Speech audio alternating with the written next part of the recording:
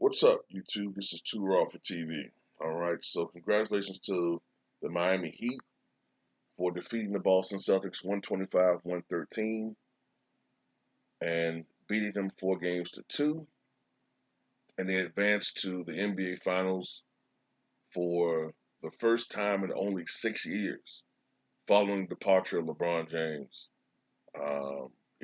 Considering that they've done a complete rebuild and that they fielded a championship caliber team this quickly is very impressive. Not rather, it's very impressive. Um, Bam Adebayo, who did not play particularly well in Game 5, came back in a big way with a season high 32 points and 14 rebounds. Jimmy Butler had 22 points, playing much better than he did in Game 5, where he was sort of invisible in a lot of stages of that game.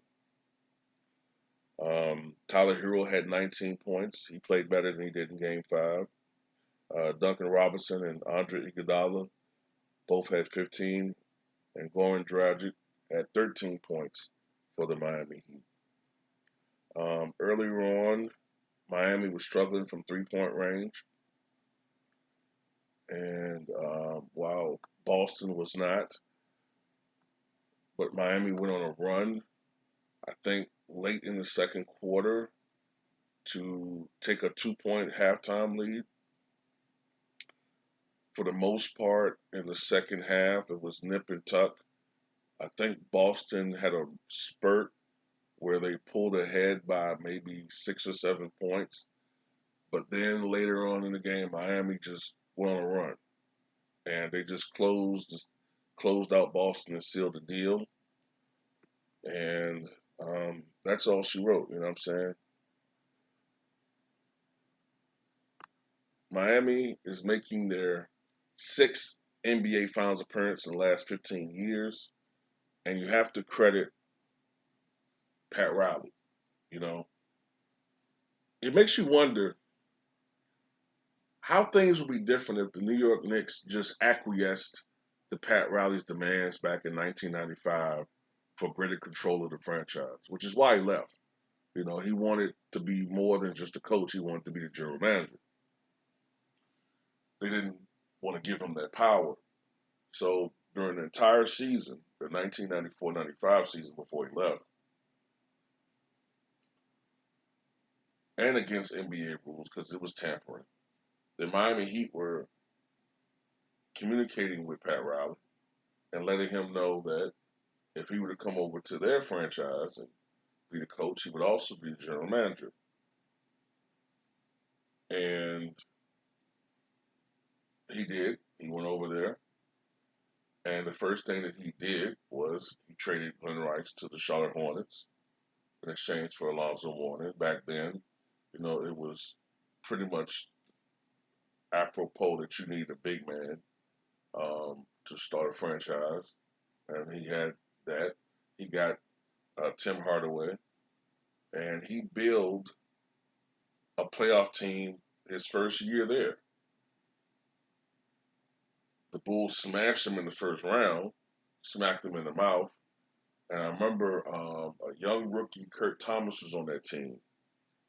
And the very next year, that Miami Heat team went all the way to the Eastern Conference Finals. Now, you could argue that the fight in '97 in the playoffs played a role when they faced the Knicks in the semis. That if it wasn't for that fight, it would have been New York. But Miami still won 61 games that year. And ever since then, Miami has, for the most part, been a factor in the Eastern Conference. They've had stretches where they were poor teams, but you had the era with Alonzo Mourning and Tim Hardaway into the early 2000s, and then of course you had the drafting of Dwayne Wade. In 3 years, he won a championship with a collection of veterans and basically a collection of veterans. Antoine Walker, uh, Jason Williams, not the one that blows away taxi drivers, but the white chocolate Jason Williams and Antoine Walker and Gary Payton and Shaquille O'Neal and Dwayne Wade. You know, then of course you had the Heatles, the super team. Now you have this team, not a super team, but a collection of veterans. It kind of mimics a little bit the 2016, except for Jimmy Butler is no Dwayne Wade, and they don't have a physical looming presence like Shaq. So that's one thing. They're definitely going to be undersized against the Lakers, but they are a very tough team. They're resilient, and um, we'll see. You know what I'm saying? We'll see what happens in this finals. I just hope it's competitive. I just hope it's a competitive finals. Of course, there's the storyline or the narrative or what a storyline I'll say of LeBron James facing his former team, that the team that ended his misery of not being a champion, going up against his old former team, the Miami Heat. Um, there's that angle, and you know, there's not a lot of star power on the Miami Heat team, but we've seen this story before, though. We've seen this story before in some ways. We've seen this story back in 2004. That's why I'm being very careful about saying Miami has no shot. I don't think they're going to win, but I remember going into the 2004 finals, nobody that I know and nobody that I can remember on TV gave the Pistons a shot at winning that series. I thought that they were going to lose 4-1. In fact, they won 4-1. So you never know. These games still have to be played.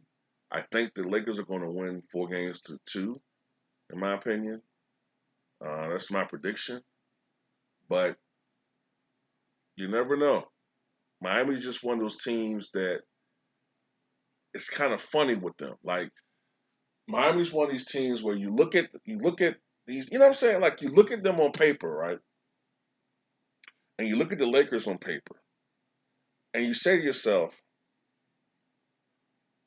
how in the fuck can Miami beat them? I mean, the Lakers have size. The Lakers have basically two great point guards. You know what I'm saying? And LeBron James and Rondo. They got the best big man, Anthony Davis. Outside of that, there's some weaknesses, but I mean, you look at Miami, like all they got is Jimmy Butler and a bunch of role players. How in the fuck can they? They can't beat LA. But we were looking at the same thing for 16 years ago. Man, they got Shaq. This nigga's a beast. They got Kobe, the best point guard, the best shooting guard in the NBA. Shaq, the best center. You know what I'm saying? They got fucking Karl Malone. Yeah, he's older, but he's still a force. Gary Payton slowing down a little bit, but he's still a force. They got, you like, man, I don't see it, man. How can this team? Nah, man, they can't beat this team, but they did. So all I'm saying is that hopefully this is it's a interesting NBA Finals, and may the best team win. But tell me what you guys think.